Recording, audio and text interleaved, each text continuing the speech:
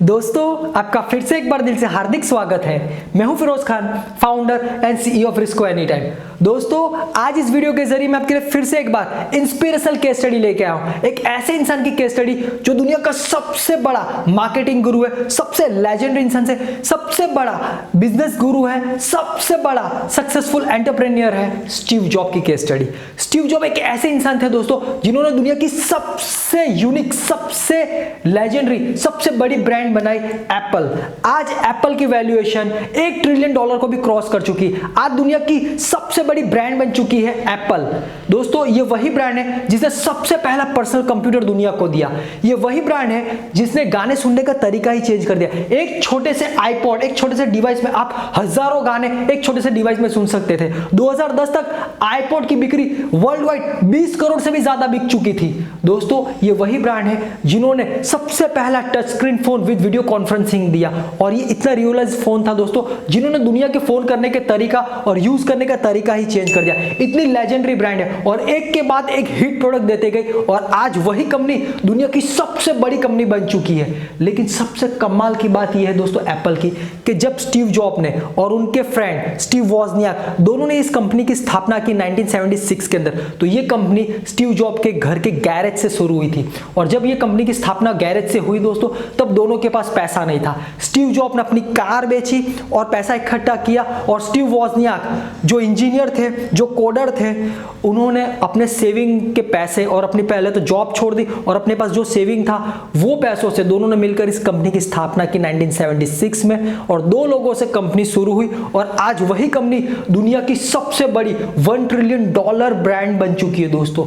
तो वो ऐसा तो क्या क्या स्टीव जॉब ने, स्टीव वॉजनियाक ने, जो ये छोटी सी कंपनी, गैरेज से शुरू हुई कंपनी, आज दुनिया की सबसे बड़ी ब्रांड, सबसे बड़ी कंपनी हो चुकी है। क्या क्या और किस तरीके से किया, ये आज मैं आपको इस वीडियो में दिखाने जा रहा हूं। देखिए दोस्तों ये वाकई में अपने आप में एक इंस्पिरेशनल केस स्टडी है। ये हर एक इंसान को देखना चाहिए। वो इंसान जो अपने छोटे से बिजनेस को बड़े बिजनेस एम्पायर में कन्वर्ट करना चाहता है, तो उस इंसान को ये केस स्टडी सबसे पहले देखनी चाहिए। देखिए दोस्तों स्टीव जॉब ये हमेशा कहते थे उनके बायोग्राफी में कि वो हर रोज जब सुबह में उठते थे तो पिछले 35 साल में वो हर रोज अपने आप को आईने में देखकर ये बात अपने आप से कहते थे कि अगर आज मेरी लाइफ का आखिरी दिन होगा तो आज मैं ऐसा क्या खास करूंगा जिससे मैं दुनिया को चेंज कर सकूं। और वो ये भी कहते थे दोस्तों कि अगर लगातार 2 दिन तक मेरे पास कोई नए आइडियाज नहीं आते थे तो मैं समझ जाता था कि मैं कोई रॉन्ग डायरेक्शन में चल रहा हूं। इतनी लेजेंडरी थिंकिंग थी दोस्तों उनकी, और इसीलिए वो दूसरों से अलग थे दोस्तों। और देखिए दोस्तों सबसे कमाल की बात बता देता हूं उनके बचपन की बात, कि स्टीव जॉब जो थे दोस्तों वो एडॉप्टेड सन थे। जी हाँ, एडॉप्टेड सन थे। जॉब फैमिली ने, जॉब जो फैमिली थी, उन्होंने स्टीव जॉब को एडॉप्शन पे लिया था। इनकी जो रियल मदर थी स्टीव जॉब की, वो बिन बियाही माँ बनी टीनेज में। जी हाँ दोस्तों, टीनेज में बिन बियाही माँ बनी, और वो इतनी भी कैपेबल नहीं थी दोस्तों कि वो स्टीव की परवरिश अच्छी तरीके से कर सके। और इसीलिए उनकी जो रियल मदर थी उन्होंने स्टीव को एडॉप्शन पे दे दिया जॉब फैमिली को, और जो स्टीव जॉब थे वो जॉब फैमिली के पास पले बड़े।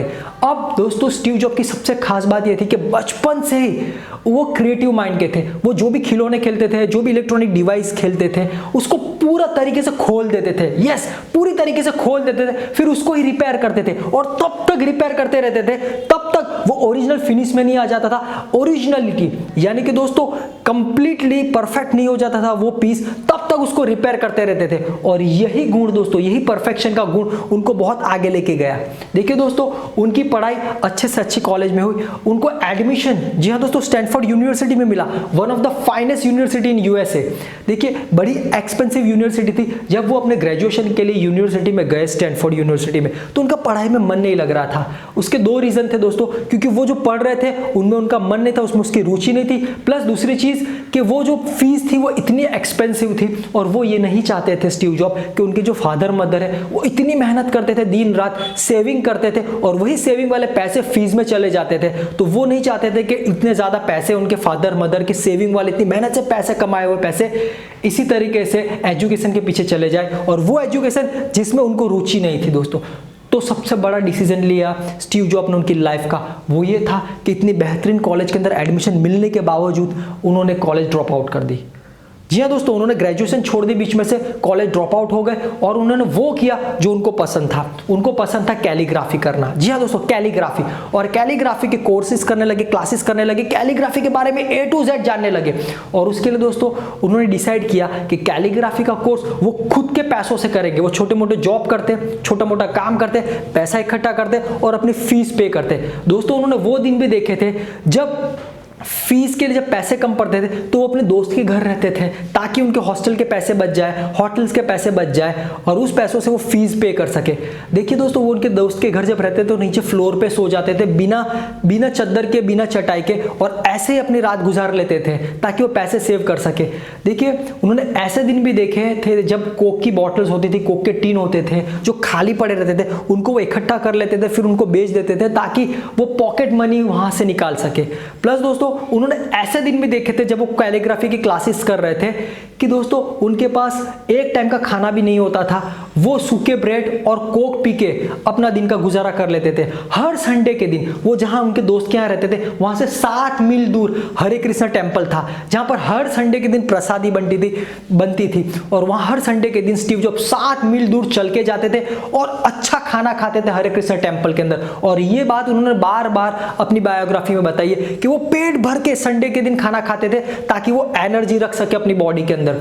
दोस्तों इस तरीके का स्ट्रगल वाले दिन, इस तरीके के दुख वाले दिन भी उन्होंने देखे थे, लेकिन उन्होंने वो काम किया जो उनको पसंद था और फाइनली वो दिन भी आया दोस्तों कि इनकी दोस्ती स्टीव वॉज़नियाक से हुई। दोनों जो माइंड थे वो लेजेंडरी माइंड थे।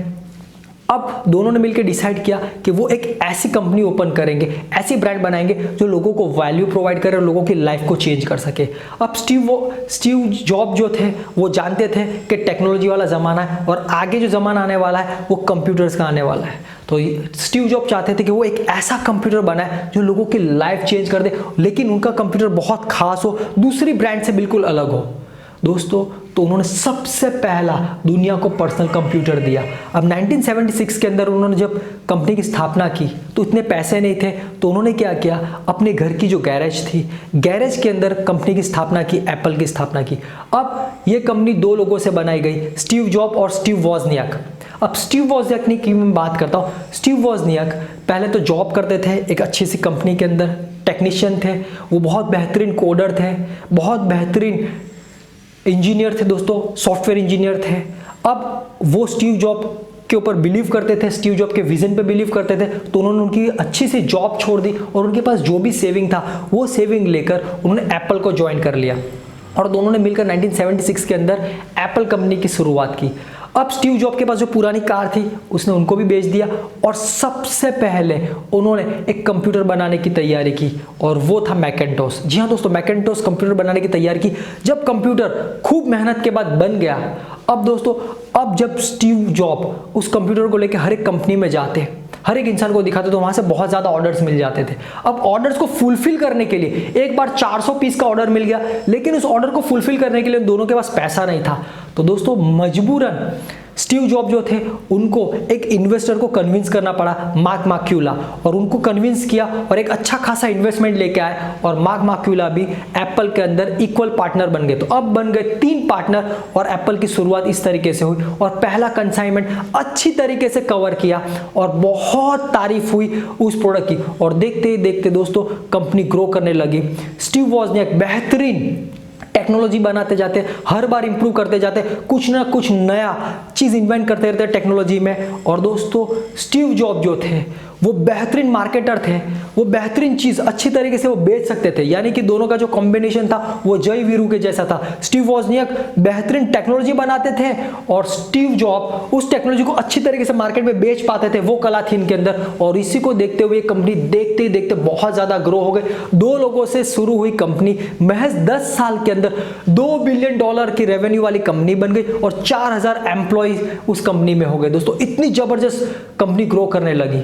लेकिन दोस्तों वहाँ सबसे बड़ी दुर्घटना तब हुई कि 10 साल के बाद जब कंपनी इतनी बड़ी ग्रोथ हुई, इतनी बड़ी ग्रो हुई, तब स्टीव जॉब को उस कंपनी से फायर कर दिया गया, निकाल दिया गया। क्योंकि स्टीव जॉब जो थे वो बहुत फास्ट डिसीजन लेते थे और कुछ लोगों को ये चीज़ खटकती थी बोर्ड के अंदर, तो सारे बोर्ड वालों ने मिलकर स्टीव जॉब को उस कंपनी से फायर कर दिया। अब सोचिए दोस्तों, स्टीव जॉब वो इंसान जिन्होंने इस कंपनी की रचना की, वो इंसान जिन्होंने पेट काट काट कर अपने ड्रीम्स को पूरे किए, पैसे को सेव कर कर इस कंपनी को बनाया। इस कंपनी के पीछे उन्होंने अपनी पूरी 10 साल, पूरे टीनेज से लेकर उन्होंने अपनी यंग एज पूरी इसके पीछे खर्च कर दी, और आखिर में जब कंपनी ग्रो हो गई तो उसे उस कंपनी से निकाल दिया गया। सोचिए दोस्तों उनके पर क्या बीती होगी, वो डिप्रेशन में चले गए दोस्तों। वो इतने दुखी हुए दोस्तों कि उन्होंने सिलिकॉन वैली को छोड़ने का डिसीजन ले लिया।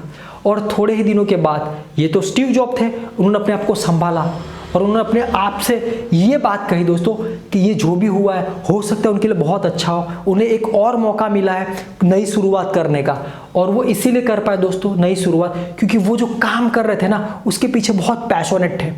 उनको अपना जो काम था उसके पीछे बहुत लगाव था, और वो जो करते थे ना बड़ी शिद्दत से काम करते थे। तो उन्होंने फिर से डिसाइड किया कि वो फिर से एक और कंपनी बनाएंगे, और इस बार ये इतनी बड़ी कंपनी बनाएंगे कि दुनिया को दिखा देंगे कि स्टीव जॉब भी निकलने के बाद कुछ भी कर सकता है। और ठीक ऐसे ही हुआ दोस्तों। स्टीव जॉब जब कंपनी से निकल गए उसके थोड़े ही साल के अंदर उन्होंने एक और कंपनी बनाई नेक्स्ट, और उसके बाद एक और कंपनी बनाई पिक्सर। पिक्सर एक ऐसी कंपनी थी जो फर्स्ट एनिमेटेड मूवी बनाई उन्होंने, द टॉय स्टोरी, और वो इतनी सक्सेसफुल हुई दोस्तों। और दुनिया का सबसे पहला एनिमेटेड, दुनिया का सबसे बड़ा एनिमेटेड स्टूडियो आज की डेट में भी इतनी जबरदस्त कंपनी बना डाली, और इतने सक्सेसफुल हुए, इतने ज्यादा पैसे, इतने ज्यादा नाम, इतने ज्यादा फेम हुआ दोस्तों उस ब्रांड की वजह से, उस कंपनी की वजह से। और दूसरी तरफ वो एप्पल, जहां से उनको निकाला गया था स्टीव जॉब के जाने के बाद, एप्पल लॉस करने लगा। डिसीजन मेकर कोई था नहीं। धीरे धीरे वो कंपनी हर क्वार्टरली लॉस करने लगी, और उस कदर पे आ गई कि और अगर लॉस करती तो कंपनी बंद करनी पड़ती। और फाइनली ये हुआ दोस्तों कि एप्पल ने, स्टीव जॉब ने जो दो कंपनी बनाई थी उसको खरीद लिया, और खरीदने के बाद स्टीव जॉब फिर से उस बोर्ड में आ गए। जी हाँ दोस्तों, $400 मिलियन में खरीदी गई उनकी कंपनी, और कंपनी खरीदने के बाद स्टीव जॉब फिर से एप्पल के बोर्ड में आ गए। और इस बार एप्पल के बोर्ड में आने के बाद स्टीव जॉब फिर से सीईओ बने और फिर से डिसीजन मेकर बने। और उन्होंने जैसे ही सीईओ बने उन्होंने अपना आक्रामक अंदाज यूज करने स्टार्ट कर दिया। वो फिर से दोस्तों डिसीजन मेकर बन गए, और उन्होंने जो 4000 एम्प्लॉय थे उनमें से 3000 एम्प्लॉय को फायर कर दिया, और उन्होंने नए ऐसे एम्प्लॉय को रखा जो रियल में पैशनेट हो, जो कुछ करने के लिए, एनी टाइम कुछ करने के लिए बिल्कुल पैशनेट हो, ऐसे एम्प्लॉय को रखा। और दोस्तों उनके डिसीजन आने के बाद उन्होंने सबसे पहला प्रोडक्ट बनाया iMac। उनके आने के बाद, कमबैक के बाद सबसे पहला प्रोडक्ट बनाया iMac, और iMac इतना सक्सेसफुल हुआ कि आने के बाद पहले ही क्वार्टर में $300 मिलियन प्रॉफिट जनरेट कर लिया एप्पल ने। और iMac के सक्सेसफुल के बाद उन्होंने दूसरा एक प्रोडक्ट बनाया iPod। जी हाँ दोस्तों, तब वॉकमैन लेके लोग गाना सुनते थे, तो उन्होंने देखा कि लोगों को ये प्रॉब्लम्स हैं, तो उन्होंने एक छोटा सा डिवाइस बनाया iPod, जिसके अंदर आप 2000 से 4000 गाने एक ही छोटे से डिवाइस में सुन सकते हो विद जबरदस्त साउंड क्वालिटी के साथ। और दोस्तों वो प्रोडक्ट इतना सक्सेसफुल हुआ कि 2010 तक तो 20 करोड़ से भी ज्यादा iPod बिक चुके थे वर्ल्ड वाइड, और इतना ज्यादा प्रॉफिट जनरेट किया कंपनी ने कि कभी भी पीछे पलट के नहीं देखा। और उसके बाद बारी आई रिवोल्यूशनाइज, बिल्कुल रिवोल्यूशन लेके आए, आईफोन लेके आए दोस्तों। पहला ऐसा आईफोन लेके आए, पहला ऐसा स्मार्टफोन लेके आए जो single touch screen, single switch के ऊपर टच स्क्रीन फोन था।